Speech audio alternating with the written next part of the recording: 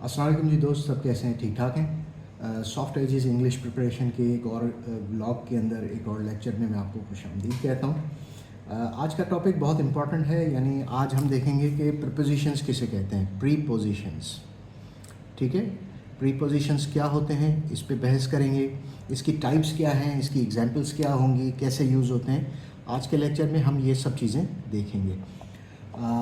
Prepositions basically छोटे words होते हैं जो नाउन्स या प्रोनाउंस के साथ सेंटेंसेस को दूसरे पार्ट्स के साथ कनेक्ट करने के लिए इस्तेमाल किए जाते हैं। सिंपल वर्ड्स में कहें तो प्रीपोजिशंस हमें बताते हैं कि बिटवीन वर्ड्स रिलेशन क्या है, जैसे टाइम, प्लेस या डायरेक्शन या उसकी पोजीशन क्या हो सकती है।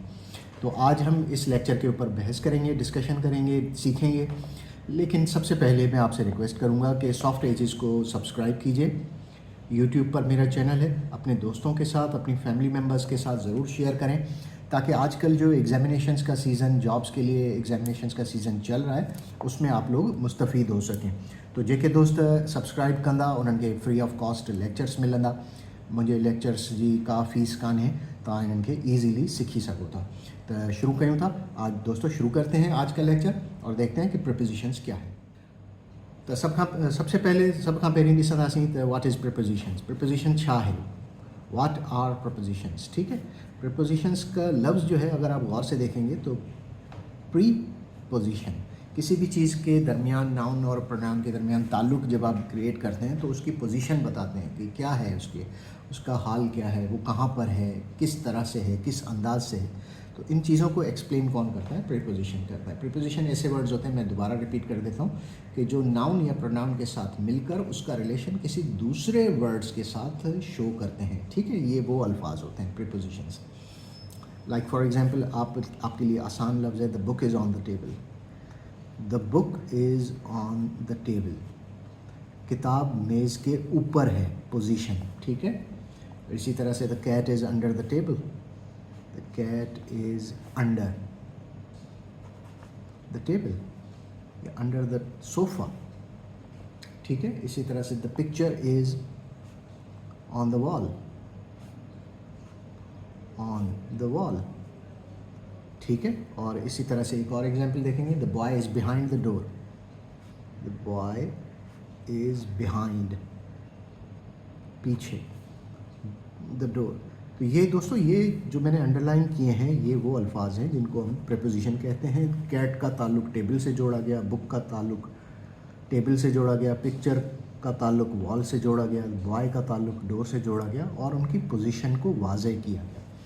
तो जो पोजीशन वाज़ेह करने वाले अल्फाज होते हैं उनको प्रीपोजिशंस कहते हैं। ठीक है, तो हर प्रीपोजिशन की जगह या डायरेक्शन बताता है या कोई जगह बताता है। हर प्रीपोजिशन एक ऐसा वर्ड होगा जो आपको नाउन की जगह बताएगा या उसकी डायरेक्शन बताएगा।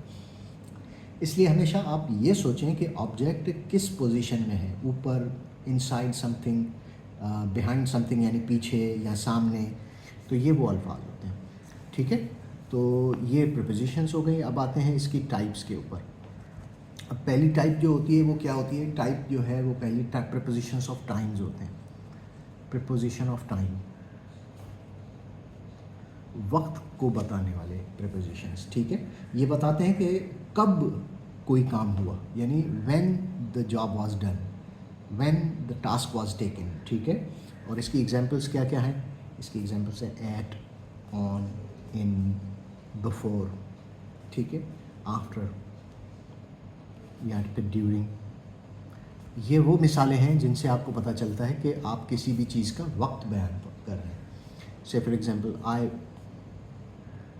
woke up at 6 AM, मैं सुबह 6 बजे उठा। एट, ठीक है। We will meet on Monday.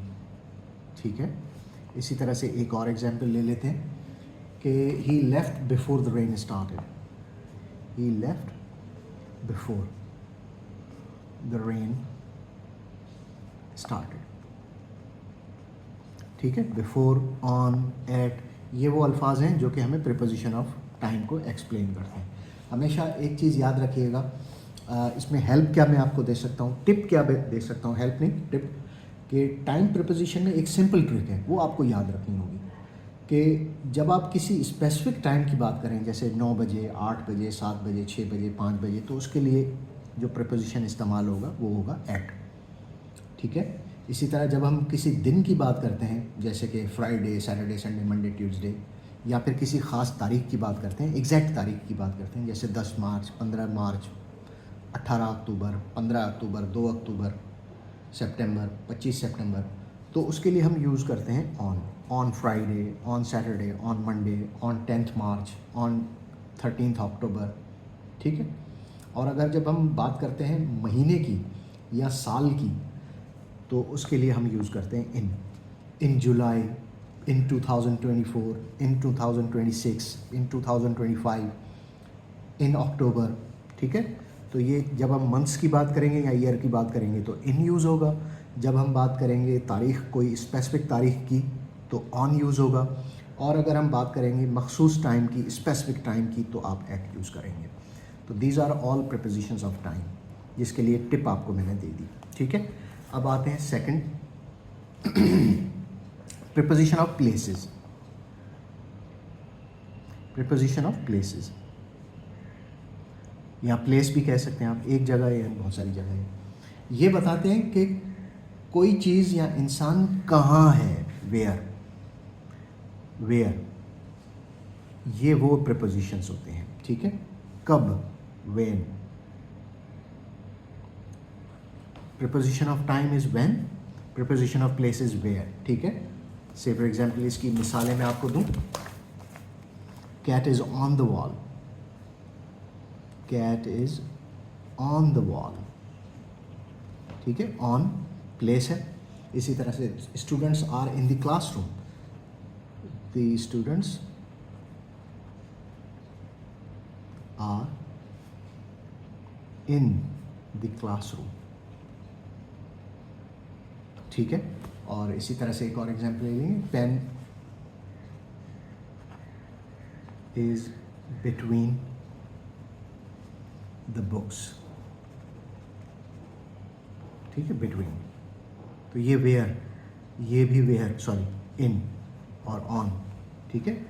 तो ये वो है प्लेसेस के प्रीपोजिशंस। प्लेसेस के प्रीपोजिशंस को याद रखने का इजी तरीका, इजी टिप मैं आपको बताता हूँ कि जब आप इन यूज़ करते हैं तो तब यूज़ करते हैं जब आप किसी क्लोज्ड एरिया में हो, क्लोज्ड एरिया में हो, जैसे रूम में। क्लोज्ड एरिया के अंदर जब आप यूज़ करेंगे तो इन यूज़ करेंगे। किसी सरफेस के ऊपर है, सरफेस, ये सरफेस है, ये मेज़ भी सरफेस है, तो उसके लिए सरफेस के लिए ऑन यूज़ किया जाता है कि कोई चीज़ किसी के ऊपर है, ठीक है। कोई चीज़ अगर आप किसी स्पेसिफिक पॉइंट के लिए यूज़ करते हैं तो आप एट यूज़ करते हैं, जैसे कॉर्नर के ऊपर हो गया, कोई गली के नुक्कड़ पर हो गया, तो आप इसको एट यूज़ करते हैं। तो ये छोटी सी टिप हो गई जो कि आपको हेल्प करेगी कि आप प्रीपोजिशन ऑफ प्लेसेस को कैसे आइडेंटिफाई करें। इसी तरह से तीसरी एक कैटेगरी होती है, तीसरी टाइप होती है preposition of direction. Preposition of direction या फिर मूवमेंट किस तरफ हो रही है, मूवमेंट उसकी, वो किस जानिब मुतहरिक है, ठीक है। जिसमें एग्जाम्पल्स क्या क्या आ जाती हैं, टू, फ्रॉम, अक्रॉस, ठीक है, और थ्रू हो गया, THROUGH, थ्रू, ठीक है। इसी तरह आउट ऑफ हो गया, ठीक है। तो ये मिसालें हो गई, इनटू हो गया, ठीक है। ये मिसालें हैं प्रीपोजिशन ऑफ डायरेक्शन, किस सिमत में, किस तरफ आप सफ़र कर रहे हैं, वेयर, ठीक है। और इसकी example, she went to the market, she went to the market, सिमत का तायुन, went to the market. The cat jumped into the box, jumped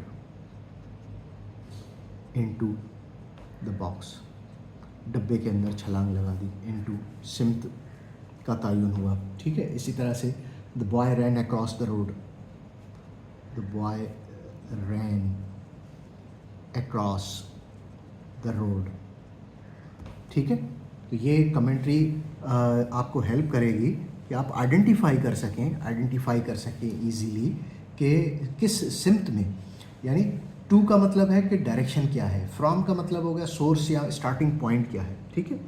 तो आप इससे पता लगा सकते हैं कि डायरेक्शन क्या है, मूवमेंट क्या है, नकलो हरकत किस तरफ किस सिमत में जा रही है। तो ये 3 कैटेगरीज हो गई इसकी, 3 टाइप्स हो गई प्रपोजिशंस की, जिससे आप इजीली अंदाज़ा लगा सकते हैं कि सिमत क्या है, कब काम हो रहा है, कहाँ काम हो रहा है। ठीक है। अब आते हैं छोटी सी मिसाल। मैं आपको पिछले लेक्चर्स में भी आपको बता चुका हूँ कि प्रपोजिशंस के इस्तेमाल में गलती क्या क्या हो जाती है, mistakes, common mistakes in propositions. ठीक है। In the use of propositions, propositions के इस्तेमाल में जो हम गलतियाँ करते हैं वो, पहले मैं आपको जुमला गलत बताऊंगा जो गलतुल आम हो चुका है, फिर उसका दुरुस्त वर्जन भी बताऊंगा। पहले गलत क्या है, पहले गलत देखें, she is good in English.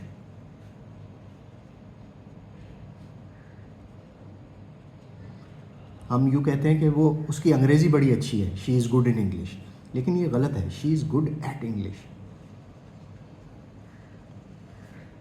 ठीक है। She is good at English. He is married with her,